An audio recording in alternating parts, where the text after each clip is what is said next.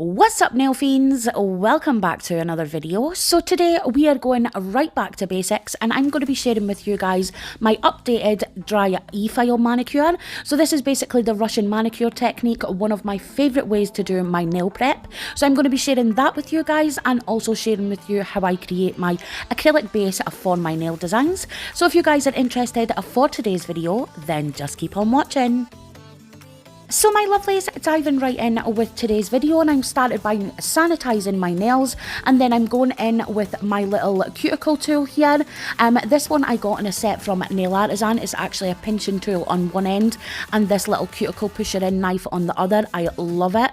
So I'm basically just using this to push back that cuticle, loosen up the epinicium, and just get my nail folds basically ready for the Efile. This is the perfect opportunity to do so because I feel like even with the Efile you can't push your cuticles fully back, so it's always better to do that manually as opposed to using with the Efile for it, and it's just my favourite way to do that. So that's my first step.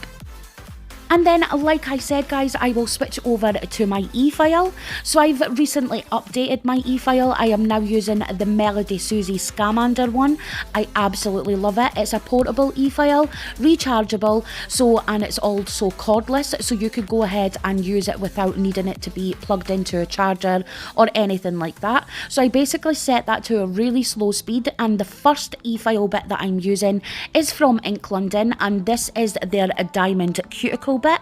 So what I'm doing here is basically tilting my hand so the Efile is sitting at a slant, and I'm using this only on my skin.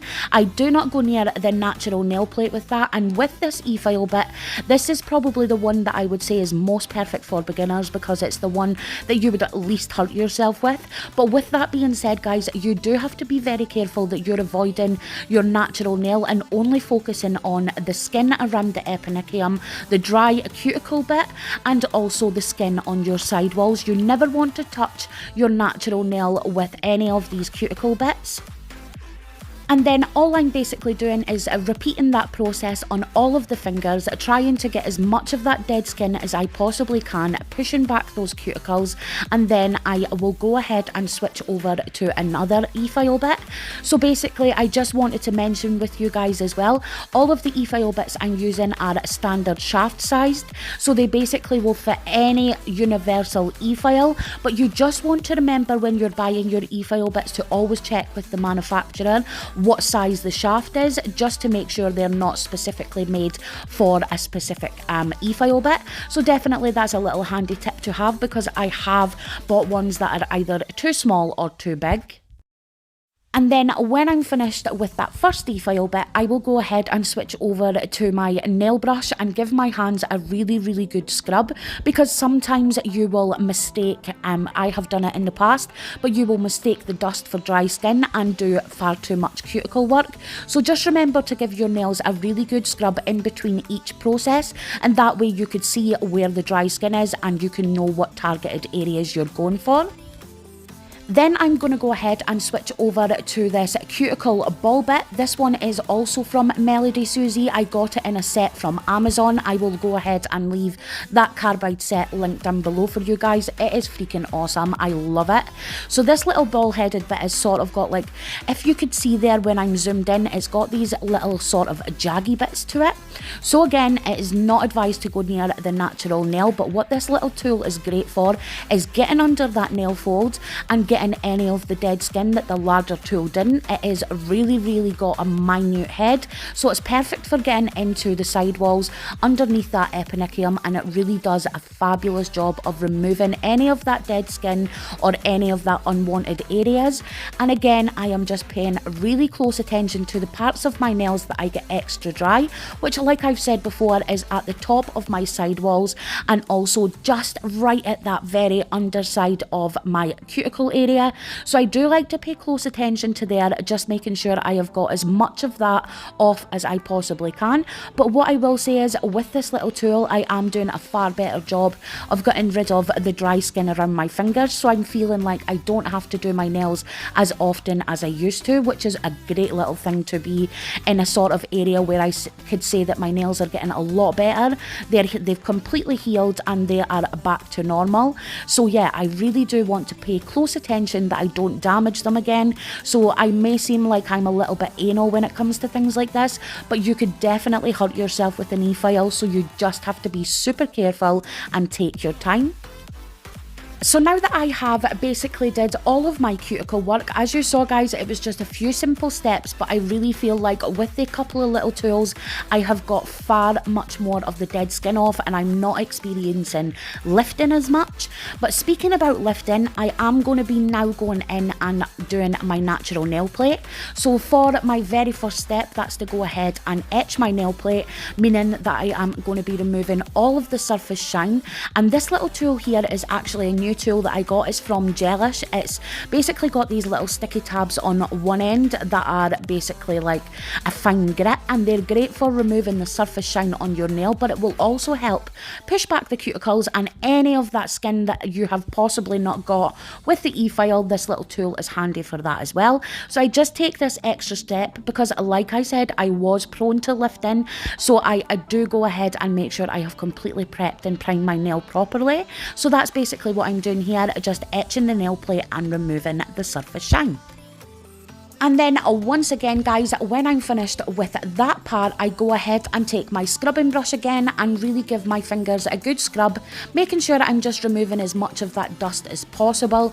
But at this point I will go ahead and sanitize my nails once again, just to make sure everything is nice and clean, because I am going to be going putting acrylic on my nails, so I do want to make sure I've taken this extra step and removed any of the ickies that may have been on my nail plate just before I go and put any of my products on top.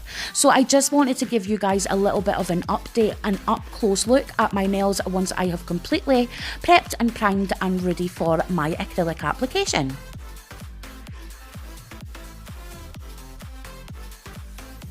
So now my lovelies, we are moving on to sculpting my acrylic base for my next nail design, which is part 2 in my nail prep sort of stage. I'm using my Kirsty Meakin nail forms today. This is her new formation nail forms, and guys, I am so freaking in love with these. So if, like me, you guys usually do nails on yourself, then chances are you like to experiment with sizes of nails or whatever. So these forms are specifically made to give you various lengths of nails, so you could go from really extreme to just basic salon length, and they already have the little perforated edges already cut out, so it's easy for you to trim the length of them, but also to trim the shape so they fit your nail perfectly. They already have little slits and perforated bits underneath the free edge, which makes cutting them to your size a lot easier. Guys, I cannot just stress how freaking awesome these are. I definitely have some extreme length nails coming up in the future, but I just wanted to show you guys how freaking long these were. But let's be realistic guys, it is me, and for normal life I do need a little bit of a shorter nail, so I did go ahead and just take off the bottom length, and this is what they look like once they have been like sort of halved. I actually really like these, and they're long as hell like this on their own anyway, so could you actually imagine how long you could get if you left the whole nail form? I'm in freaking love. So anyway, back to the nails. I am now going in and I am priming the nail with Ink London's Prime Bond, and I'm basically just doing a thin layer of this and rubbing that into the nail, and then I will go ahead and do a second layer, and then I'm going in with Ink London's clear acrylic powder to create my length. So basically at the start of this I did want to do semi-long nails for me, so I am sculpting slightly longer nails than what I have at the end, but I will tell you what I did. So basically I was filing away and the nail snapped, so I had to go with shorter ones than I was going with in the first place. So yeah, a little tip to you guys, please remember that this is just a really thin base to apply my acrylic on top. So if you guys follow this and this is basically what you do as well, just remember that they're really freaking thin and not to go to town with your filing, or they will snap and all of your amazing work is just gone to complete shit because you had to end up with really short nails anyway. So yeah, I was a little bit bummed, but I did just basically go with it and do shorter nails than I wanted to in the first place. So yeah, I will have some extreme length nails coming up soon, but they're freaking not today because I am an idiot.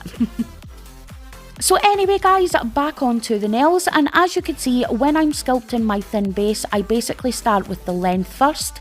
I make sure that the side walls are as even as I possibly could get them, and then I also want to make contact with that natural nail, so the bottom part of my nail is fully secured to the natural nail, if that makes any sense. And then my next step is to go in, just tidy up those side walls, and then I will go in with a slightly wetter bead for the cuticle area. Like I said, you do not need too much product at this point. It is just a really thin base. This is basically what you will file back to when you go to change your design at a later date. So I am making this as thin as I possibly can, and I'm working those two beads into each other to create a really nice thin enhancement. Again, making sure everything is nice and even. I have got those side walls as even as I possibly could, and I'm also trying to make sure none of that acrylic is touching my skin. And then once again guys, I have gone ahead and left in the second nail, but I have sped it up just so you could see what I do in full glory. So basically I add my bead to that stress area, give it a few seconds to make contact with my natural nail, and then I will drag the remainder of the acrylic down the length, and then I will go in and do my length bead in quotations, because like I said, you don't want to make it too thin, but you want to make sure you have enough acrylic for your whole nail. And then I will finish off with my cuticle bead, and by the time I'm going on to my cuticle bead, it's time for me to pinch the first nail. So like I said, I will go ahead and just add my pinching tool to that nail and leave that while I go ahead and do the cuticle bead on the next nail. And then like I said, by the time I've finished that nail, it's ready to pinch the next one. And it's just a great little idea to already pinch your C-curve and things like that in, because it does just make the structure and the whole aesthetic of the nail look so much better. And then guys, I will just repeat that process on all of my nails and then completely leave them to set. And then guys, once I have applied all of that acrylic to the nails, I left them to completely set, and now that they're fully dry, I'm going to go ahead and remove the nail forms. And I just can't wait to you guys freaking see how awesome these nails are once I have removed them. I was so bloody bummed that they broke. But yeah, this is what the nails look like once I had completely removed all of the forms and applied my clear base. And finally guys, here is what the nails look like once they are all filed and buffed and shaped. So now that I have my base completely ready for my acrylic, I am now going to go in and just sanitize my nails once again, give them a really good scrub with my brush here, just remove any of that dust and debris that may be left on my nails. And then I'm going to go in with my favourite hand cream, which is this gorgeous Ted Baker one that I got in a set from a lovely nail friend. So yeah, I'm applying this to the nails, and then I'm going to go in with my Cuccio Pro Pomegranate Cuticle Oil. This is just a completely optional step because I am going to be going in and doing my nails in a little while, but I do like to take this step because I could always remove the oils, and it just gives me that extra little bit of TLC after going ahead and sculpting and all of that good stuff. And finally my lovelies, that has us reached the end of today's video, and this is what my nails look like once they are all ready and fresh for my new set of acrylics. I have split them up into 2 videos, so stay tuned for the next one, which will be the design on top, which I cannot wait to share with you guys. And finally my friends, if you did enjoy today's video and you enjoyed me going right back to basics with my nail prep and my base application, then please give me a thumbs up. I would totally appreciate it. And if you're new to my channel and you haven't already, don't forget to click that subscribe button and hit that notifications bell to be updated anytime I upload a new video. And as always, to my lovely returning subscribers, I love you guys so much, and thank you once again for joining me today, and I will see you guys in the next one. Bye!